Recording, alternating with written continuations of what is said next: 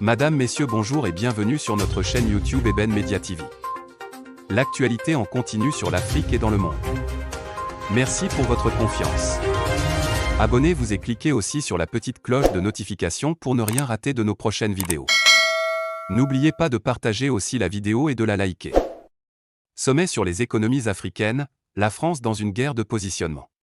La cote de popularité de la France en Afrique est en chute libre depuis des années.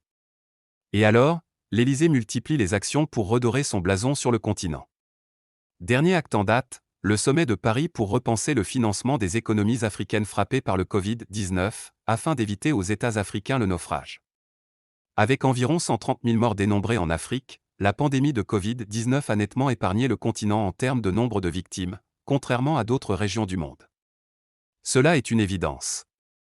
Mais il est également vrai qu'économiquement, l'Afrique est frappée de plein fouet. Les économies africaines déjà faibles ont été davantage fragilisées. Le PIB de l'Afrique accuse un recul de 2,1% et le continent connaît sa première récession économique depuis 25 ans. Une brèche s'est alors ouverte. Et la France d'Emmanuel Macron a décidé de s'y engouffrer pour se repositionner sur le continent et asseoir davantage son influence même au-delà de son précaré. Cette volonté d'aller au-delà de sa zone de confort habituelle se sent à travers la nature des invités au sommet de Paris, tenu ce 18 mai. Toutes les 5 régions du continent ont été représentées par la présence physique de leurs chefs d'État, le Nord avec la Tunisie et l'Égypte, l'Ouest avec le Burkina Faso, la Côte d'Ivoire, le Togo, le Ghana, le Mali, le Nigeria, la Mauritanie et le Sénégal, l'Est avec le Soudan et l'Éthiopie, l'Afrique centrale avec la République démocratique du Congo et le Rwanda, et l'Afrique australe avec l'Angola et le Mozambique. Cette conférence, qui a également connu la participation d'une dizaine d'institutions financières internationales, vise à mettre en place un paquet de soutien massif à l'Afrique et à poser des bases pour un nouveau cycle de croissance sur le continent, qui sera aussi un relais pour une croissance pour l'économie mondiale. Pour atteindre cet objectif, plusieurs solutions ont été mises sur la table. Par exemple, il s'agira de faire bénéficier davantage à l'Afrique des droits de tirage spéciaux du Fonds monétaire international, FMI, ou encore d'alléger la dette des pays du continent. N'oubliez pas de vous abonner et surtout de cliquer sur la cloche de notification. Likez la vidéo si ce n'est pas déjà fait.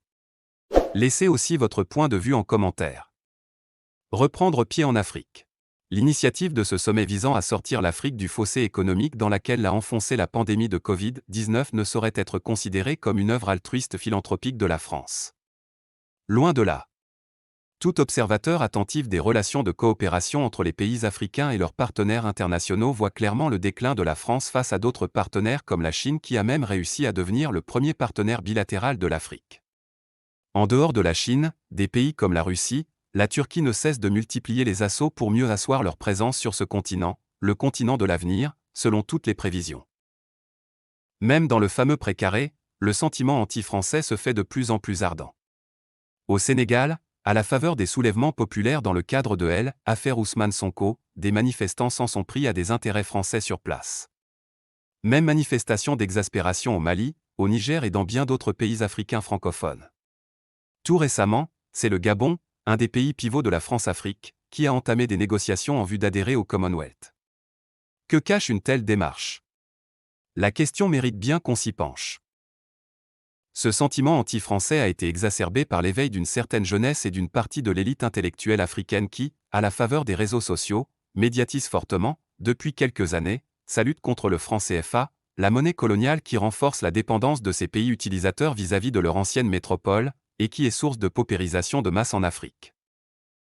En somme, la France est bien consciente que sa présence en Afrique s'effrite, et depuis un certain moment, multiplie les actions sur le continent pour redorer son blason.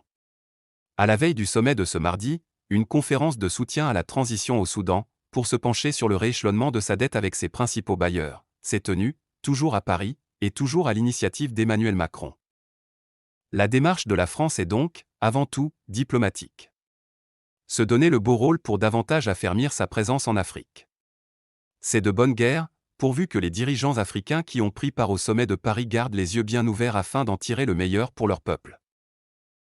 N'oubliez pas de vous abonner et surtout de cliquer sur la cloche de notification. Likez la vidéo si ce n'est pas déjà fait. Laissez aussi votre point de vue en commentaire.